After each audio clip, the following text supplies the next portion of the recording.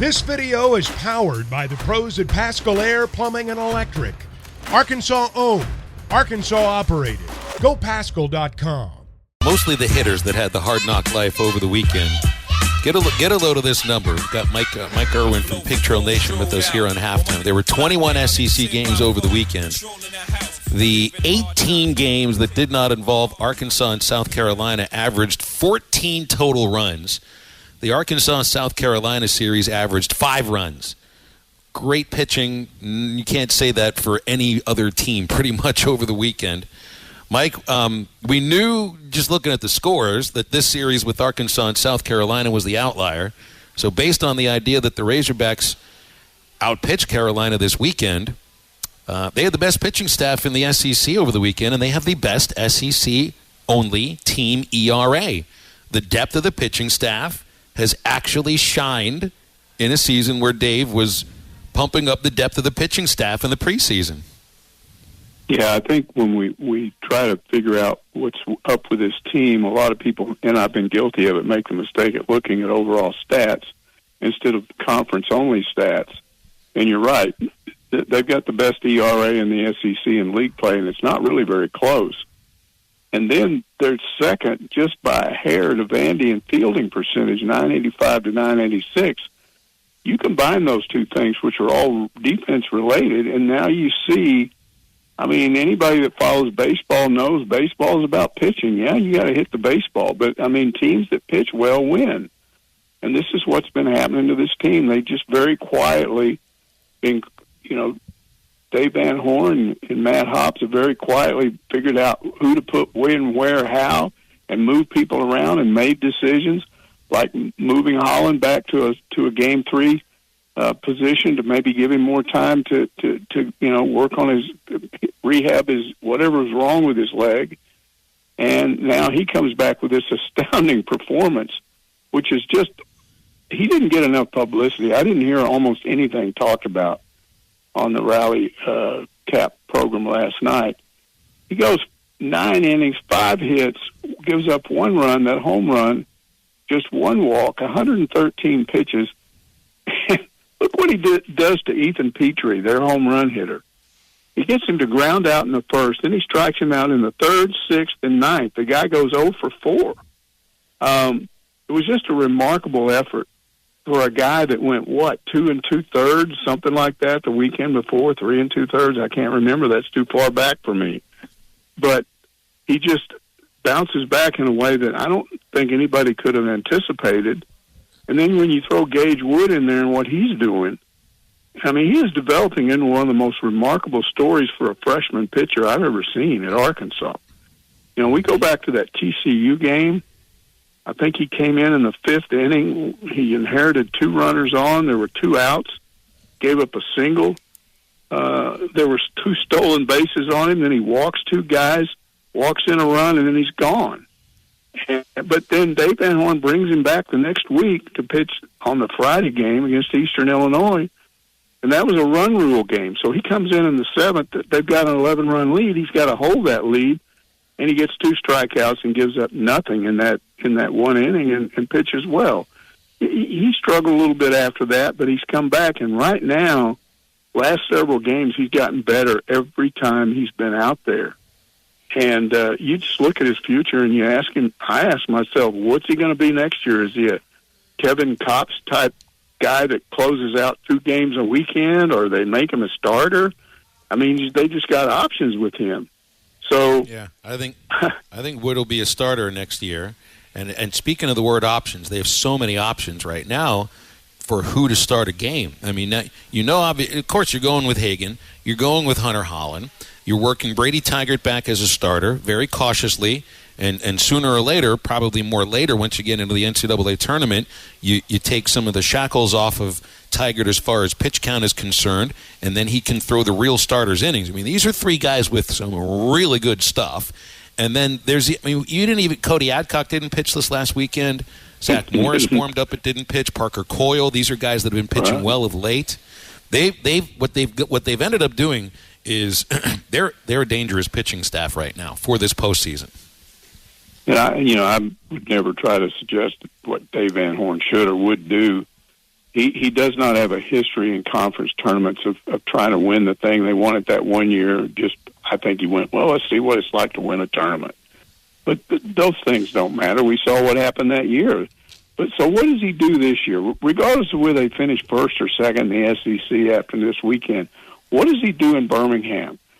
To me, you go and you throw your starters, maybe enough just to get them 2 or 3 innings, and then you're pitching, you're putting a Morris out there and seeing what he can do. You got all kinds of guys that you might need later on, you just don't know in a conference situation where you're playing 3 games in a weekend or whatever, or 4. So I don't know that he goes all out to try and win these games in Birmingham, but more just letting his regular pitchers pitch an inning or 2 here, and then you're going with other guys to try and develop them, It's going to be interesting to see what he does. Just like it's going to be interesting to see what happens when Wagner comes back. Because what do you do there? You move Borfin back over to right field, okay, then you move Diggs back to DH, and what do you do with McLaughlin? And, what do you do about second base if Stovall comes back? Because Peyton Holt is as hot as anybody right now. So he's got problems that managers and coaches would love to have. Mike, when you look around the SEC as well, what other team would worry you? What other team do you think has the best shot to win the SEC tournament behind the Hogs? What other team is scary? If you watched Rally Cap last night, they pretty much handed the whole thing to Florida now with their sweep. I don't know. I like the Hogs. I don't think you can downplay what they've been doing, but I think there are so many teams capable of winning the SEC tournament. I wouldn't even hazard a guess. I think you do have to look at Florida right now, but what's going on with Vanderbilt? Are they going to continue on this slide? It would almost seem they're too good to do that, but I don't have a clue. Well, there's not a lot of pressure on those teams to do well at the SEC tournament. They just, they do well because they're good. They don't have to win games, to make the tournament or to make a case to be a host like a Tennessee. Kentucky's got such an interesting deal going on because they have a decent conference record, a great RPI, 15-12, but they have the number 1 RPI in the league. But I would feel they've got to do a little bit in order to at least clinch the ability to host for the entire tournament as far as they go. Maybe Vandy and Florida and Arkansas and LSU are probably top 8 teams, but that's the thing about Hoover. You don't want to go there feeling like you've got to add to your resume. And truthfully, like last year, you felt you had to add to your resume in order to host. You didn't add to the resume. You got there anyway. It's sure. I like when Hoover is made out to be like put your feet up. Let's play a little baseball. Just don't get hurt. Instead of, hey, we got to keep this season going, so let's win some games here. That's not what it's going to be for Arkansas. I mean, on Rally Cap last night, they were pushing Missouri. Here's a team sitting right now at the bottom of the East, but they're hitting all these home runs. They remember they were hot at the start of the year and then kind of went off the rails. Well, now they're back. So is that a team that could get there and just suddenly get hot and win the whole thing, or maybe a Tennessee? There are teams that need to do that and teams that don't need to do it, and Arkansas is one of those teams that doesn't need to do it. Of course, the softball regionals are this week, and Arkansas does host once again. Talk about some pressure. I guess. I feel like maybe the SEC softball tournament you could view the same way as Hoover, but they're different sports. I don't think you're going to wear your team out, especially since it's a single elimination thing. But the pressure really does kind of build on softball here to break through that ceiling. It's like every time Arkansas baseball makes it to the College World Series, well, then it's like, all right, is this the year? Are they going to finally raise the banner? And now the pressure, kind of goes on the team, whether they feel it or not. And it's like the same thing for the softball program each year until they do make it to Oklahoma City. Yeah, their problem is they have games where they don't hit, and that really got them in this tournament. they got a young team and a relatively new lineup, but at this point in the year, you'd think some of those younger hitters would be doing better than they are. I think that this situation is probably a little bit disappointing. I think more was expected out of them after last year, but you still got an opportunity, a chance, and they'll at least get to a chance to win a regional at home, and then they're probably going to, unless they get lucky and whoever's on the other side of the bracket doesn't win their regional, they're going on the road. So, again, they're two different sports, guys. I don't want to get sexist here, but there's not as much pressure on a team to, even after you had a good year last year. If you did this in baseball, if you hosted, and you're not going to ever host a tournament because they don't do it that way, but if, let's say you come in here and you lose a regional after the kind of year they've had, people get mad. And I don't hear anybody mad about what happened in baseball. They came out. The fans came out. It's a different mentality of the fans. They just want to come out and watch and enjoy it. I think the people that went out there had fun. I don't think they went off mad because Arkansas was eliminated from the tournament. People still came out, to watch the other games. So it's just a different situation. Mike, I was going to ask you if Arkansas has gotten any more players in the portal, how many scholarships they have left, and then have you heard anything on Quincy McAdoo? People keep asking about McAdoo. The only thing I've seen is just on social media. There's somebody claiming the family had released. A family member had said that he was, because there have been these rumors he had a back injury and he was really in bad shape, and supposedly a family member said, look, he's up and he's walking and he's getting stronger. So that sounds encouraging. I think the reason there's not any more information on that is, again, you got there are federal laws on things like that, and the U of A can't release that information unless the family does, and they may be holding up right now. So I don't really know what's going on with him. If he's going to play this fall, he's got, 2.5 months to rehab? That would seem, they're going out and recruit and bringing in more guys in the portal in the secondary. So, I guess we'll just have to wait and see on that. His health is first.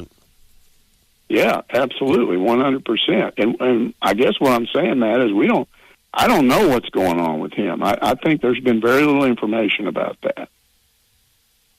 We got to go get safeties and cornerbacks. We have to go get some D-backs in the portal anyways. And his health is first. And if he's just getting up and walking now, he's not playing football this year. So it's just hey, man, let's hope that he gets better and maybe he can play next year. Yeah. Still have a few scholarships to play with as far as football's concerned. What is it, 6? Is it? See, I saw 5, and that's 5? Why I was wondering how many they had left and who they were going to get. Yeah. You know what it's like with these transfers, and it happened in basketball too. It's like the spigot turns on, and it is just flowing. And right now it's a drip, drip, very slow drip. But that they're looking because there are some positions of need. Well, let's face it, guys. With these new coaching hires, the recruiting has gone up. It's gone up for their 2024 class, and it's gone up with the portal. Sam's always done pretty well in the portal anyway, and I think this is one of these things where we're not going to really know till they start playing this fall. But I don't see how anybody can sit here right now and question their portal class or their recruiting class for 2024. These guys are recruiting like maniacs. Every time we turn around, there's a new commitment or new this and new that.